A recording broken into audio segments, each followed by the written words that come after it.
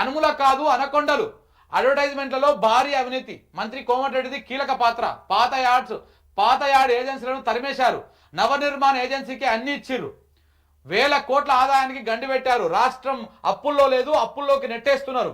నేను చెప్పింది తప్పైతే ఉరిశిక్షకైనా రెడీ. ఢిల్లీలోనే అపాయింట్మెంట్ ఇవ్వనోడికి ప్రపంచ దేశాలు ఎలా పెట్టుబడి పెడతాయి. త్వరలోనే ఇరిగేషన్ స్కామ్ బయట పెడతా. మీడియాతోటి బక్క చేస్తాను. నిజంగా మొగోడు బక్క చేస్తాడు, మామూలు కాదు. చుక్కలు చూపిస్తున్నాడు రేవంత్ రెడ్డికి. ఈ నవనిర్మాణ దుకాణం ఏర్పాటు చేసింది. ఈ నవనిర్మాణం ఏర్పాటు చేసింది ఎవరు? మన అనుముల సంబంధించినటువంటి అనకొండలు. ఈ అనకొండలు అందరు కలిసి ఈ నవనిర్మాణను కొత్త ఏజెన్సీ ఏర్పాటు చేసుకోరు. ఇప్పుడు ప్రభుత్వం యాడ్స్ ఉంటాయి కదా, ఈ యాడ్స్ ఇచ్చే దుకాణం మొత్తము ఈ నవనిర్మాణం నుంచే వస్తూ ఉన్నాయి అన్ని. దానికి ఎలిజిబుల్ లేకపోయినా, దానికి ఏం లేకపోయినా ఆ సంస్థ నుంచే వస్తూ ఉన్నాయి అన్ని.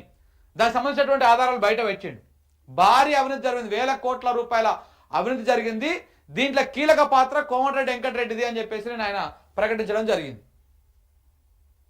ఇలా జడ్సనతో రమ్మని చెప్పిన ఆఫీస్ కాడికి ఇలా ఒక ఇంటర్వ్యూ కూడా పెడతా. పూర్తి స్థాయిలో ఈ డీటెయిల్స్ అన్ని, అనకొండలు ఎవరు, తిమింగలాలు ఎవరు, ఎన్నెన్ని తింటా ఉన్నారు, ఇందులో వెంకటరెడ్డి పాత్ర ఏంది, మరి ఆయన దగ్గర ఉన్నటువంటి ఎవిడెన్సెస్ ఏంటివి, ఇవన్నీ కూడా అవన్నిటితోటి ఒక స్పెషల్ ఇంటర్వ్యూ కూడా చేస్తా ఇవాళ.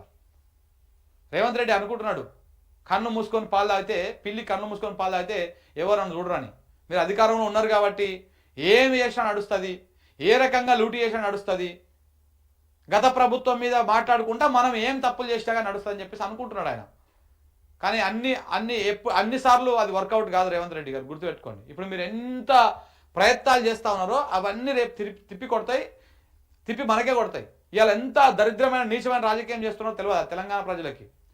ఎంత నీచానికి ఓడిగడుతున్నావో నువ్వు, ఎలా కుటుంబాలను విచ్ఛిన్నం చేస్తున్నావో తెలియదా?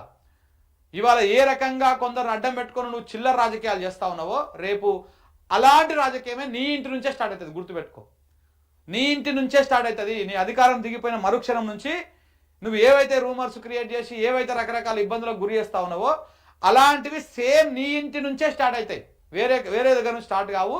నువ్వు గుర్తుపెట్టుకో ఇవన్నీ.